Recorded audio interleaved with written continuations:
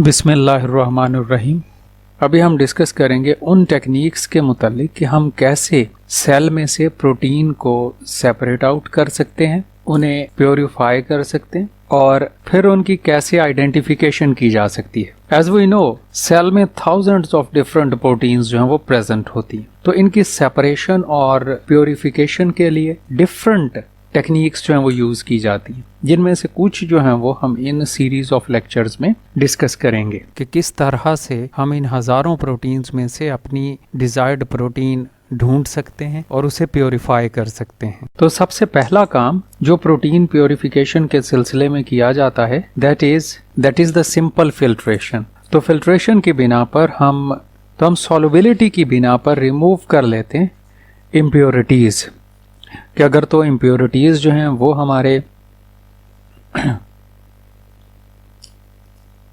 Solvent में soluble नहीं हैं तो सेटल डाउन हो जाएंगी, या अगर प्रोटीन्स जो हैं वो हमारे सॉल्वेंट में सॉल्युबल नहीं है तो वो सेटल डाउन हो जाएंगी। तो कोई भी टेक्निक हम दोनों में से इस्तेमाल करके प्रोटीन को फिल्ट्रेशन के थ्रू प्योरीफाई कर लेते हैं या इम्प्योरिटीज जो हैं वो इसमें से रिमूव कर लेते हैं। तो सेपरेशन और प्योरीफिकेशन के जितनी भी टेक्निक्स हैं they usually depend upon to physical properties of protein. One of them is the size of the protein and other one is their charge.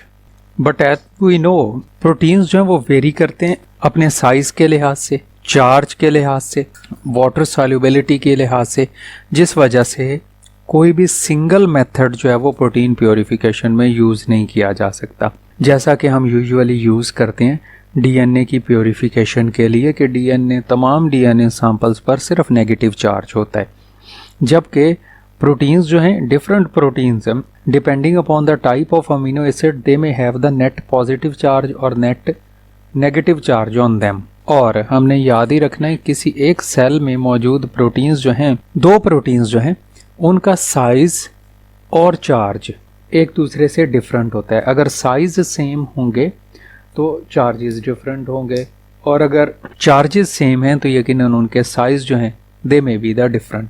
इसीलिए फिर डिफरेंट प्रोटीन की प्योरीफिकेशन के लिए डिफरेंट मेथड्स जो हैं वो हम यूज करते हैं। तो फर्स्ट वन है साइज के लिहाज से अगर हमें प्रोटीन को सेपरेट करना पड़े तो उसके लिए सिंपलेस्ट टेक्निक तो है filtration and centrifugation and size exclusion chromatography.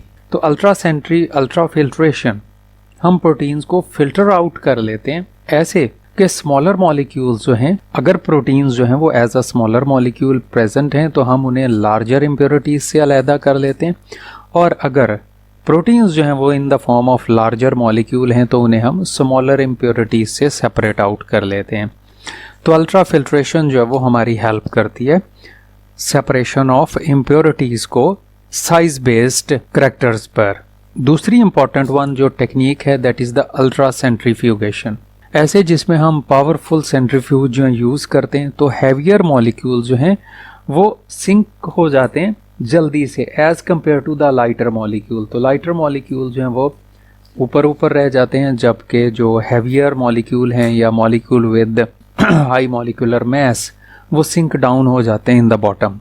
तो प्रिंसिपल जो है सेंट्रीफ्यूगेशन का वो बेस करता है मासेस और डेंसिटीज पर, मॉलिक्यूल्स की, सेल्स की या ऑर्गेनेल्स की, के सस्पेंशन में जो पार्टिकल्स प्रेजेंट हैं वो सेल हों, ऑर्गेनेल्स हों या मॉलिक्यूल्स हों, तो उनके मासेस या डेंसिटीज जो हैं वो डिफरेंट होने की वजह से वो डिफरेंट रेट्स पर सेटल डाउन होते हैं इन द बॉटम। यहाँ हमें मास और डेंसिटी में डिफरेंशिएट करना बहुत ज़रूरी।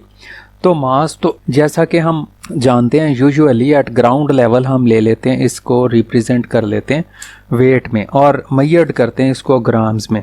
तो प्रोटीन्स जो हैं अपने मास के लिहाज से बहुत ज़्यादा वेरी कर सकती हैं। जैसे हम यहाँ पर एक एग्जांपल ले रहे हैं कि हमारे पास ये एक स्मॉलर या लो मॉलिक्यूलर वेट का एक प्रोटीन है जिसका मास है से 5 ग्राम पर मोल, और एक हमारे पास ये लार्जर प्रोटीन है या हैवियर प्रोटीन मॉलिक्यूल है जिसका मास है 50 ग्राम पर मोल।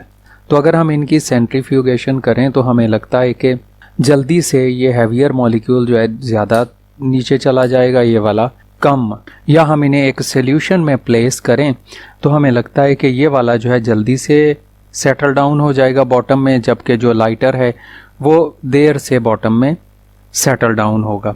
जबकि तो प्रोटीन्स जो हैं वो अपने मास के लिहाज से ग्रेटली वेरी करती हैं। जैसे अगर हम यहाँ पर देखें तो इन दोनों प्रोटीन्स में हमें लगता है कि 10 टाइम्स जो है वो डिफरेंस है इनके मास का।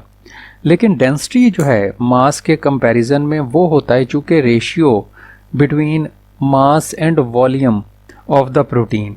तो डेंसिटी चूँकि रेशियो है मास और वॉल्यूम के दरमियान में, तो अगर हम इन्हीं दो प्रोटीन्स की, जिसमें एक का मास 5 ग्राम और दूसरी प्रोटीन का मास जो है वो 50 ग्राम है, अगर हम इन्हीं को कंसिडर करें तो से इसका वॉल्यूम जो है वो है 10 सेंटीमीटर क्यूब और इसका वॉल्यूम से है 100 सेंटीमीटर क्यूब।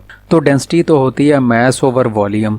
तो जब हम इसके मास को इसके वॉल्यूम पर डिवाइड करते हैं, इसके मास को इसके वॉल्यूम पर डिवाइड करते हैं, तो हम देखते हैं दोनों का आंसर जो है वो 0.5 ग्राम्स पर सेंटीमीटर क्यूब आ जाता है, जो कि दोनों प्रोटीन के सिलसिले में सेम है। तो डेंसिटी के लिहाज से प्रोटीन्स जो हैं, ये प्रोटीन ए और प्रोटीन बी जो हैं, ये दोनों सेम डेंस होती हैं। तो हमारे सेल में भी मौजूद प्रोटीन्स जो हैं वो नो डाउट अपने मास के लिहाज से तो एक दूसरे से बहुत ज़्यादा वेरी करती हैं, लेकिन वो अपनी डेंसिटी के लिहाज से ज़्यादा एक दूसरे से वेरी करती हैं 15% फ्रॉम द एवरेज डेंसिटी। और एवरेज डेंसिटी जो है प्रोटीन की हमारे सेल में जो प्रेजेंट होती हैं वो है 1.37 ग्राम पर सेंटीमीटर क्यूब, और इससे 15% ही डेंसिटी जो है वो प्रोटीन्स की वेरी करती है। तो सेंट्रीफ्यूगेशन हम जो यूज़ करते हैं फॉर द सेपरेशन ऑफ या प्योरिफिकेशन ऑफ प्रोटीन,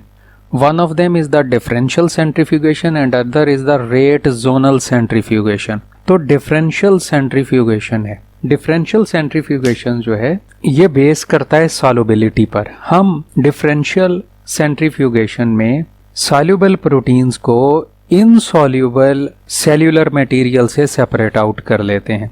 तो सबसे पहला काम तो हम ये करते हैं कि हम अपने सेल या टिश्यूज़ जो भी हमारे हैं उन्हें हम करते हैं होमोजेनाइज। तो उस होमोजेनाइज टिश्यूज़ या सेल को हम करते हैं centrifuge at 50x of the gravitational force for the 10 minute.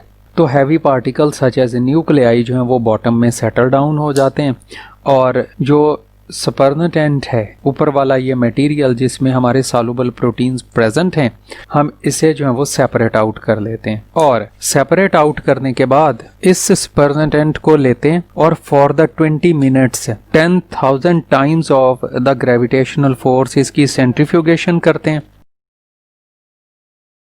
इस सेंट्रीफ्यूगेशन के नतीजे में सेटल डाउन हो जाते हैं वेरियस सेल्यूलर कंपोनेंट्स जैसे माइटोकॉन्ड्रिया एटसेट्रा प्रेजेंट होते हैं।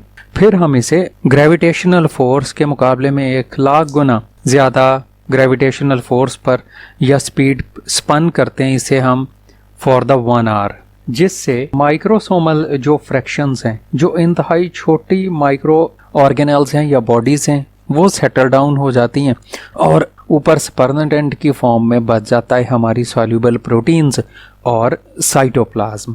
इस तरह से हम सेल से प्रोटीन को एक्सट्रैक्ट आउट कर लेते हैं। नेक्स्ट लेक्चर में हम इंशाल्लाह डिस्कस करेंगे कि किस तरह से हम साइटोप्लाज्म से फिर इन प्रोटीन को सेपरेट आउट करेंगे।